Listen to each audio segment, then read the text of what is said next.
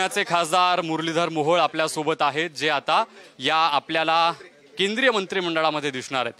नवनिर्वाचित खासदार, पहिल्यांदा निवडून आले पुण्याचे खासदार, ज्यांना पहिल्यांदा खासदार झाल्यानंतर थेट मंत्रिपदाची संधी मिळालेली आहे.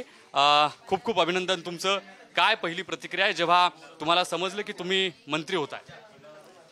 नाही, खरं तर सकाळी समजलं आणि मला शेवटी एक कार्यकर्ता म्हणून निश्चित त्याचं समाधान वाटतंच आहे. आणि एक बूथवरचा कार्यकर्ता ते देशाच्या मोदीजींच्या मंत्रिमंडळातला मंत्री म्हणून हा प्रवास मला असं वाटतं की खूप समाधान देणारा होता.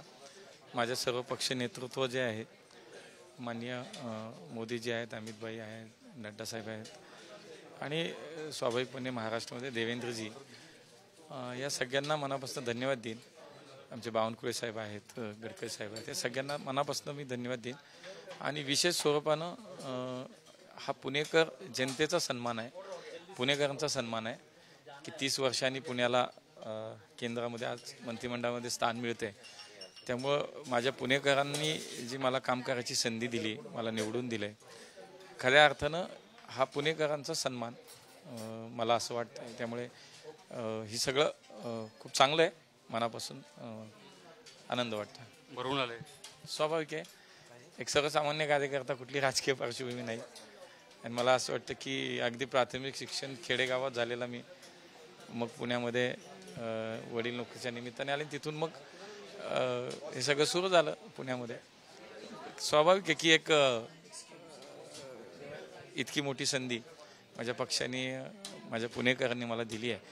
त्यामुळे अत्यंत प्रामाणिकपणे माझ्या शहराचं आणि एकूणच आता देशाच्या या विकासासाठी म्हणून जितकं म्हणून कष्ट करता येतील, काम करता येतील, ते नक्की करणार. मला हे विचारायचं आहे की कधी कळलं, म्हणजे काय ती घटना होती, कोणता तो क्षण होता आणि कसं कळलं? फोन आला, मेसेज आला, मेल आला, कोणी कळलं?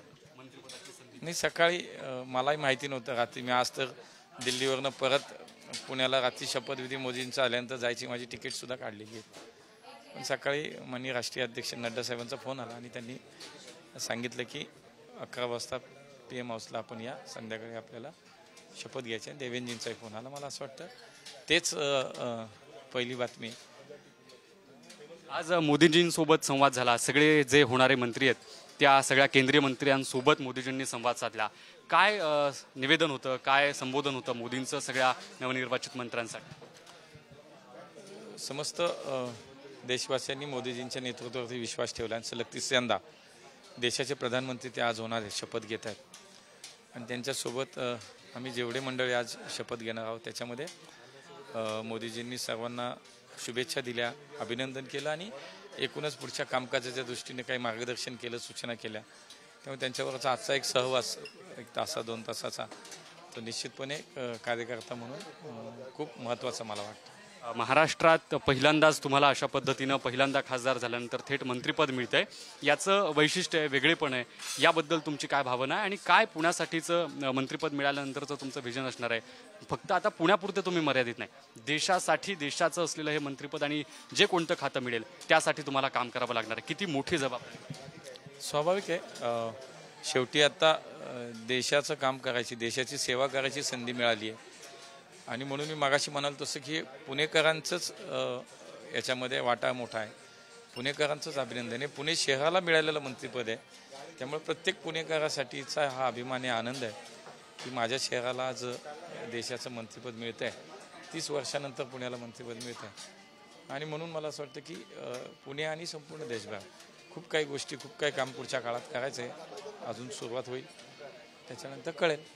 कोणाला क्रेडिट द्याल याचं, तुम्हाला जी संधी मिळाली आहे केंद्रीय मंत्रिपदाची, त्या सगळ्या संदर्भात आणि काय व्हिजन असणार आहे केंद्रीय मंत्री म्हणून? नाही, मी एक कार्यकर्ता आहे. मला असं वाटतं की शेवटी मी ग्रासरूटला काम करणारा कार्यकर्ता आहे. आणि माझ्यासारखे कार्यकर्ते, हजारो लाखो कार्यकर्त्यांनी आजपर्यंत पुण्यात, राज्यात अहोरात्र कष्ट केले. कुठली निवडणूक असेल, काय असेल, मला असं वाटतं आमच्या ह्या प्रत्येक कार्यकर्त्याला, राज्यातल्या महायुतीच्या कार्यकर्त्यांना, माझ्या सर्व नेत्यांना मला असं वाटतं की याचं सामूहिक हे जे काही यश आम्हाला मिळेल त्याचं श्रेय मी त्यांनाच देतो. आणि आज जी संधी मिळाली, मला असं वाटतं की ही प्रत्येक पुणेकराचा सन्मान आहे. मी पुन्हा पुन्हा तेच सांगतो, कारण शेवटी ती भावना आज प्रत्येक पुणेकराच्या मनामध्ये की एक अभिमान आहे की आपल्या पुण्याला आता केंद्रात मंत्रिपद मिळालं. त्यामुळे हे प्रत्येक पुणेकराचा आनंद, प्रत्येक पुणेकराचं यश आणि अभिनंदन केलं. अपेक्षा होती, स्वप्न होतं की पहिल्यांदाच अशी खासदारकी मिळाल्यानंतर थेट मंत्री होता येईल? नाही, असं काही नव्हतं. मला जे जे काम दिलं गेलं ते मी काम केलं.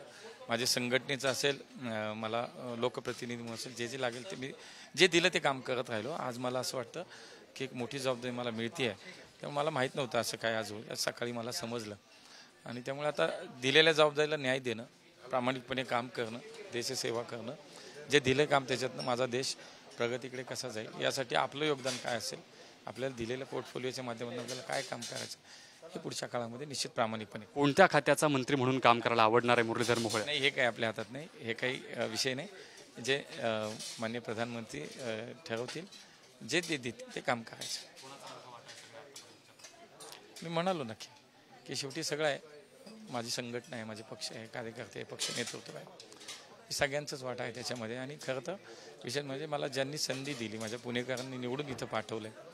आज त्या माझ्या समस्त पुणेकर 20 लाख मतदार माझ्या पुण्यात आणि प्रत्येक पुणेकर नागरिक या प्रत्येकाचा त्याच्यात वाटा आहे. देशासाठी काम करायचं आहे, कसं व्हिजन असणार आहे, काय नेमक्या जबाबदाऱ्या आणि कशा पद्धतीने पुढे जायची तयारी? नाही, आता ते हळूहळू सुरू होईल. त्या पद्धतीनं काम करायचं आहे. परिवारात कोणाशी बोलणं झालं, आईंशी, परिवारातल्या कोणत्या सदस्याशी, काय प्रतिक्रिया आहे परिवारातल्या लोकांची? म्हणजे जेव्हा समजल्यानंतर समजलं. आता निघालेत पुण्यातून, कदाचित पोचतील इथे. आई आहे, मुली आहेत, बायको. आता आल्यावर भेटतील.